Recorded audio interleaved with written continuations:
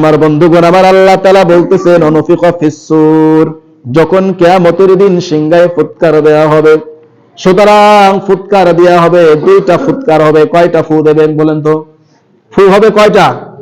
দুইটা ফু হবে। জিবরাইল আলাইহিস সালাতু ওয়াস সালাম, ইসরাফিল আলাইহিস সালাতু ওয়াস সালাম সিংহায় দুইটা ফুৎকার দিবে। প্রথম যখন ফুৎকার দিবে, ফাসাইকা মান ফিস সামাওয়াতি ওয়া মান ফিল আরদি, আসমান এবং জমিনের ভিতরে যত প্রাণী যা কিছু আছে সমস্ত প্রাণীগুলো ধ্বংস হয়ে যাবে, মারা যাবে। ইল্লা মান শাআল্লাহ, আর আল্লাহ তাআলা যাকে বাঁচিয়ে রাখার ইচ্ছা করবেন সেই একমাত্র বেঁচে থাকবে। তাফসীরের ভিতরে এসেছে ইল্লা মান শাআল্লাহ, আল্লাহ তাআলা যাকে বাঁচিয়ে রাখবেন, অর্থাৎ চারজন ফেরেশতাকে আল্লাহ রাব্বুল আলামিন তখনও বাঁচিয়ে রাখবেন। জিবরাইল আলাইহিস সালাম, ইসরাফিল আলাইহিস সালাম, মিকাইল এবং আরো একজন ফেরেশতা আছে, সেই ফেরেশতার নাম হলো হযরত আজরাইল আলাইহিস সালাতু ওয়াস সালাম। এই চারজন ফেরেশতাকে আল্লাহ রাব্বুল আলামিন বাঁচিয়ে রাখবেন। এর কিছুক্ষণ পরে যখন আল্লাহ রাব্বুল আলামিনের অর্ডারে প্রথম ফুৎকার দেওয়া হবে, সমস্ত পৃথিবীর সবকিছু নিঃশেষ হয়ে যাবে, ধ্বংস হয়ে যাবে। এই কিছু ফেরেশতা শুধুমাত্র বাকি থাকবে। এরপরে পরপরে আল্লাহ রাব্বুল আলামিন সমস্ত ফেরেশতাদেরকেও আল্লাহ তাআলা মৃত্যু ঘটায়া দিবে। আল্লাহু আকবার বলেন। সর্বশেষ হযরত আজরাইল আলাইহিস সালাতু ওয়াস সালাম কি করবেন? ইন্তেকাল করবেন, মারা যাবেন। মারা যাওয়ার পরে আমার আল্লাহ রাব্বুল আলামিন ডাকতে বলবেন, আল্লাহ তাআলা উচ্চ স্বরে ডাকতে বলবেন, লিমানিল মুলকুল ইয়াউম, আজকের রাজত্ব কার? ও বান্দা তোমরা কোথায় গেলে? ও দুনিয়ার মানুষ তোমরা কোথায় গেলে? কোথায় আজকে চলে গেলে? কাউকে তো দেখতে পারতেছি না। এত ক্ষমতার বড়াই তোমাদের কোথায় রয়েছে? তোমাকে দেখাও। এত সম্পদের অহংকার তোমরা করতে, তোমাদের অহংকার কোথায় চলে গেল? এইভাবে আল্লাহ রাব্বুল আলামিন অহংকার ছেড়ে ছেড়ে বলতে থাকবেন, লিমানিল মুলকুল ইয়াউম, ও দুনিয়ার মানুষ তোমাদের রাজা বাদশারা কোথায় গেল? আজকে তো আমি আল্লাহ তাআলা কাউকে দেখতে পারতেছি না। আল্লাহ রাব্বুল আলামিন বলবেন, আজকের রাজত্ব কার? আল্লাহ রাব্বুল আলামিন নিজেই আবার উত্তর দিবেন, লিল্লাহিল ওয়াহিদিল কাহ্হার, আজকের রাজত্ব একমাত্র আমি আল্লাহ তাআলার। ভাইয়ের আমার, বন্ধুগণ আমার, এইরকম ভাবে আল্লাহ রাব্বুল আলামিন কি করবেন? ওই দিন বলতে থাকবেন। যাই হোক, সর্বশেষ হযরত আজরাইল আলাইহিস সালাতু ওয়াস সালাম নিজের জান তার সেই কবজ করা হবে। আজরাইল আলাইহিস সালাতু ওয়াস সালাম সর্বশেষ মৃত্যুবরণ করার পরে আল্লাহ রাব্বুল আলামিন এইভাবে বলতে থাকবেন যে, লিমানুল মুলকুল ইয়াউম, আজকে রাজত্ব কার? দুনিয়া রাজা বাদশারা কোথায় গেল? আজকে তো কাউকে দেখতে পারতেছি না। আজকে রাজত্ব একমাত্র আল্লাহ রাব্বুল আলামিনের।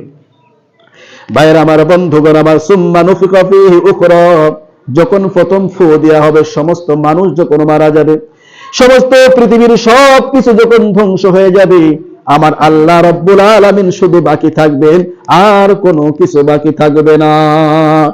এরপরে যখন আল্লাহ রাব্বুল আলামিন সৃষ্টি করবেন, সর্বপ্রথম ইসরাফিল আলাইহিস সালামকে আল্লাহ তাআলা সৃষ্টি করবেন। কাকে সৃষ্টি করবেন? আবার পুনরায় জীবন দিবেন। সর্বপ্রথম হযরত ইসরাফিল আলাইহিস সালামকে আল্লাহ তাআলা আবার পুনরায় জীবন দিবেন। জীবন দিয়ে বলবে, ও ইসরাফিল, তুমি আজকে আবার দ্বিতীয়বার তুমি ফু দাও।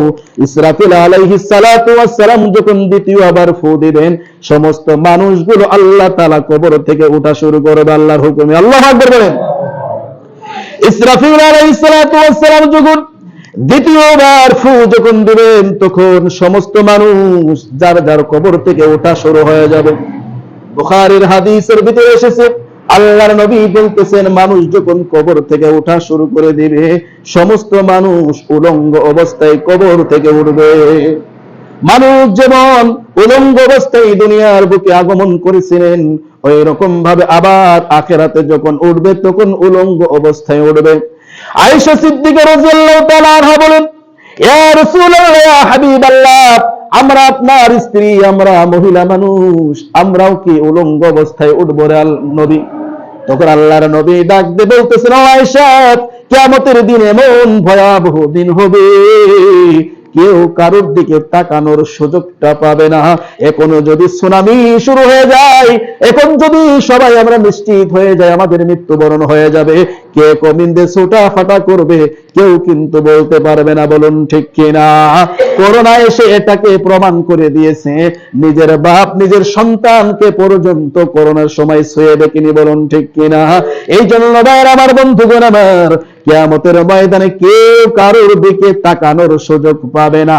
সকলেই চিন্তা করবে, ইয়া নাফসি ইয়া নাফসি, হায় আল্লাহ আজকে আমার কি হবে, আমার কি হবে? এমনকি নবীরা পর্যন্ত ভীত সন্ত্রস্ত হয়ে বলবে, ইয়া নাফসি ইয়া নাফসি, আজকে আমার কি হবে, আমি নিজেকে নিয়ে ব্যতিব্যস্ত হয়ে রয়েছি। ভাইরা আমার, বন্ধুগণ আমার, এইভাবে আল্লাহ রাব্বুল আলামিন বলতেছেন যে সুম্মা নুফিখু ফীহি উখরা, এরপরে যখন দ্বিতীয় ফু দেওয়া হবে, ফাইযা হুম কিয়ামুন, মানুষগুলো দণ্ডায়মান হয়ে যাবে, ইয়ানজুরুন, তারা কিয়ামতের দিকে কি করবে? দৌড়াতে থাকবে কিয়ামতের মাঠের দিকে। সর্বপ্রথম যে মানুষটাকে আল্লাহ তাআলা উঠাবেন সেই মানুষের নাম হলো আমাদের নবী, বলেন মুহাম্মাদুর রাসূলুল্লাহ সাল্লাল্লাহু আলাইহি ওয়াসাল্লামকে আল্লাহ তাআলা সর্বপ্রথম কিয়ামতের দিন উঠাইবেন। আর যার কাপড়, যার পরনে কাপড় থাকবে সে হলো আমাদের নবী হযরত মুহাম্মাদুর রাসূলুল্লাহ সাল্লাল্লাহু আলাইহি ওয়াসাল্লামের পরনে কাপড় থাকবে। সুবহানাল্লাহ বলেন। কারোর পরনে কাপড় থাকবে না, একমাত্র নবী, একমাত্র মানুষ যিনি আমাদের নবী মুহাম্মাদুর রাসূলুল্লাহ সাল্লাল্লাহু আলাইহি ওয়াসাল্লামের পরনে আল্লাহ তাআলা কাপড় রেখে দিবেন তার সম্মানের কারণে। এর থেকে প্রমাণ হয় আমাদের নবী হলো সবথেকে শ্রেষ্ঠ নবী। আল্লাহর নবী বলতেছেন, আমি সর্বপ্রথম কবর থেকে যখন উঠবো আমি দেখবো যে হযরত মূসা আলাইহিস সালাতু ওয়াস সালাম আল্লাহ তাআলার আরশ ধরে রেখেছেন। আল্লাহু আকবার বলেন। আল্লাহর নবী বলতেছেন, জানি না তিনি আমার আগে কিভাবে তিনি আরশ ধরে রেখেছেন, এটা আমার জানা নাই।